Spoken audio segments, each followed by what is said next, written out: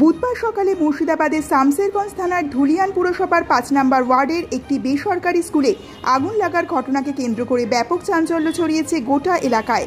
তবে আগুন লাগার ঘটনার খবর পাওয়ার পরই স্কুল কর্তৃপক্ষ এবং স্থানীয় জনগণ দ্রুত দমকল অফিসে খবর দেন। দমকলের একটি ইঞ্জিন কিছুক্ষণের চেষ্টায় স্কুলের আগুন নিয়ন্ত্রণে আনে। তবে আগুন লাগার ঘটনায় কোনো ছাত্রছাত্রী আহত হয়নি বলে স্কুল কর্তৃপক্ষ দাবি করেছে।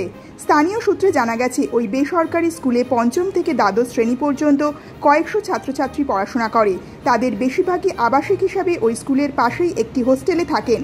আবাসিক ছাত্রছাত্রীদের খাওয়ার রান্না করার জন্য হোস্টেলের ঠিক পাশেই একটি রান্নাঘরে একাধিক সিলিন্ডার এবং রান্না করার সামগ্রী মজুত করে রাখা ছিল। আজ সকালে রাঁধুনিরা যখন রান্না করতে শুরু করেন, তখন হঠাৎই একটি গ্যাস সিলিন্ডারের পাইপ লিক করে রান্নাঘরে আগুন ধরে যায়।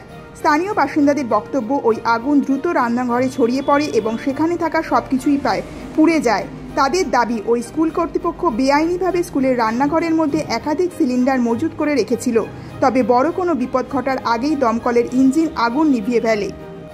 স্কুল কর্তৃপক্ষের তরফে মিল্টন বিশ্বাস বলেন, আমাদের স্কুলে বড় কোনো অগ্নিকাণ্ডের ঘটনা ঘটেনি।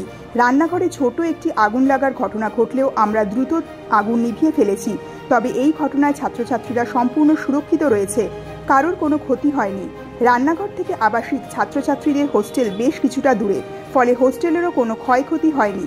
ধুলিয়ান পৌরসভার চেয়ারম্যান ইনজামুল ইসলাম বলেন, পুরসভার ৫ নম্বর ওয়ার্ডে অবস্থিত এই বেসরকারি স্কুলে ছোটখাটো একটি আগুন লাগার ঘটনা ঘটেছিল, কিন্তু দ্রুত তা নিভিয়ে ফেলা হয়েছে। কিভাবে ওই আগুন লেগেছিল তা খতিয়ে দেখা হচ্ছে।